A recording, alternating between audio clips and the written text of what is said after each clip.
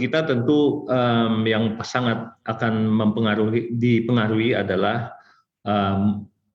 traffic dari pusat perbelanjaan kita.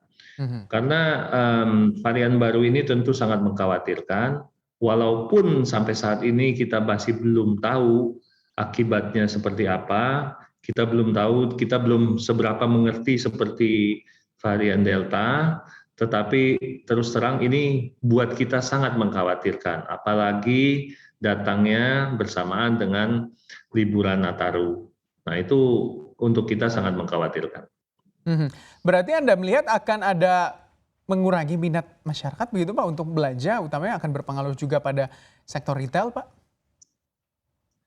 Pasti, karena kalau misalnya isu ini menjadi besar dan banyak orang takut untuk keluar rumah, maka pengaruhnya akan besar sekali.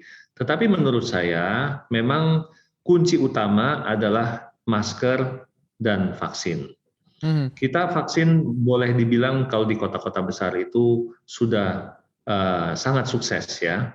Walaupun memang di rural areas kita masih menemukan persentase yang divaksin masih cukup rendah. Nah, tetapi di kota-kota besar sudah cukup tinggi. Selama masker itu masih disyaratkan dan selama penduduk kita, masyarakat kita itu disiplin memakai masker dan sudah vaksin, menurut saya saya sangat optimis bahwa Omikron ini tidak seberapa mengganggu. Kita sudah lihat bahwa pemerintah sangat tanggap dalam memblok Omikron ini ya.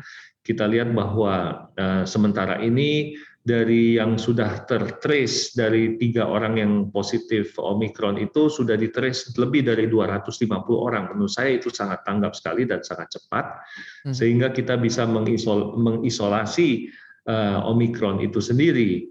Jadi walaupun kita khawatir kalau misalnya pemerintah overreact bahwa harus ada pembatasan yang berlebihan, itu saya sih terus terang optimis bahwa keadaan kita itu akan tetap baik seperti saat ini. Kalau kita lihat ya, memang banyak orang di luar negeri itu meragukan data kita. Tetapi yang menurut saya yang penting adalah kita melihat bahwa berapa orang yang dites setiap hari. Kita lihat bahwa data pemerintah yang dites setiap hari itu lebih dari 300.000 orang. Dan positifnya itu hanya antara 200 sampai 300.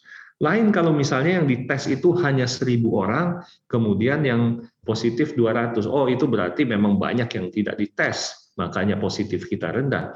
Tetapi ini yang dites itu lebih dari 300.000 orang seluruh Indonesia. Yang mana saya yakin memang terbanyak adalah di Jawa, di Bali, atau di kota-kota besar yang dites itu. 300.000 lebih yang dites, yang positif itu hanya 200-an dan 300-an.